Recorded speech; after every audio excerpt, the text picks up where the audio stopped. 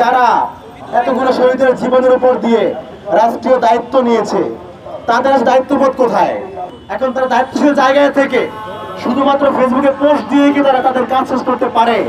আজকের সমাবেশ থেকে, আজকের মার্চ পরে জুলাই মাস থেকে আমরা বলতে চাই, আমরা জুলাইকে আবারও পুনরুজ্জীবিত করতে যা কিছু করা প্রয়োজন আমাদের সক্ষমতা আমরা করব।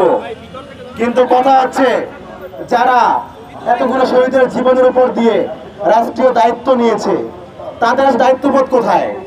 আজকে আমরা দেখতে পাই সরকারের কিছু কিছু উপদেষ্টা ফেসবুকে লাল ফটো শেয়ার করছে, অর্থাৎ তারা লাল ফটো শেয়ার করার মাধ্যমেই জুলাই সম্পর্কে তাদের আবেগ প্রকাশ করছে। কিন্তু তারা দায়িত্বপ্রাপ্ত, এখন তারা দায়িত্বশীল জায়গায় থেকে শুধুমাত্র ফেসবুকে পোস্ট দিয়ে কি তারা তাদের কাজ শেষ করতে পারে? আজকে একটা বছর পার হয়ে যাওয়ার পরেও জুলাই ঘোষণাপত্র আমাদের যে মৌলিক চাওয়া পাওয়া, গণহত্যার বিচার কিছুই করতে পারে নাই, মৌলিক সংস্কার কিছুই করতে পারে নাই। তাহলে এই ইন্টারনেট আমরা কি করব?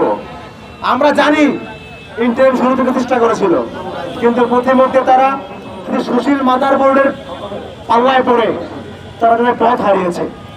তারা এখন সুশীলতার ভোট মাথায় চেপে তারা পথ হারিয়েছে। তারা এখন জুলাই থেকে বহুদূর সরে গিয়েছে, যার জন্য এখনো দেখতে হয় এত বড় একটা গণঅভ্যুত্থান হওয়ার পরেও এখনো দেশে যে আগের মতো যে অন্যায় অনাচার চলছিল সেটা এখনো চলছে। যে পূর্বের সিস্টেম, সেই সিস্টেম এখনো বহাল আছে। যে হাসিনার সন্তানেরা, হাসিনার সেট আপ সেটা এখনো বহাল আছে। ইন্টারনেট একটা বছরে আমাদের যে মৌলিক বিষয়গুলা তারা কোনোটাই টাচ করতে পারে নাই। এজন্য আসলে লজ্জিত হওয়া উচিত। শুধুমাত্র লজ্জিত নয়, এখান থেকে শিক্ষাও নেওয়া উচিত। একটা বছর হয়ে যাওয়ার পরেও কিছুই বাস্তবায়ন করতে পারে নাই, আর হয়তো অল্প কিছুদিন আছে। আমরা চাই আর যে কয়দিন আছে তার মধ্যে আমাদের জুলাইয়ের যে ম্যান্ডেট, সেই ম্যান্ডেট রাষ্ট্রীয় স্বীকৃতি দেওয়া হোক, অথবা জুলাই ঘোষণাপত্র দেওয়া হোক। তারপরে আপনারা আর যাই করেন না করেন, একটা গ্রহণযোগ্য নির্বাচন দিয়ে আপনারা চলে যান।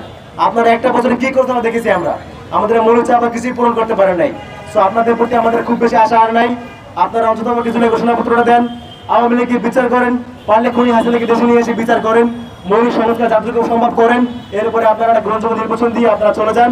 আপনাদের প্রতি আমাদের কোনো দায় নেই।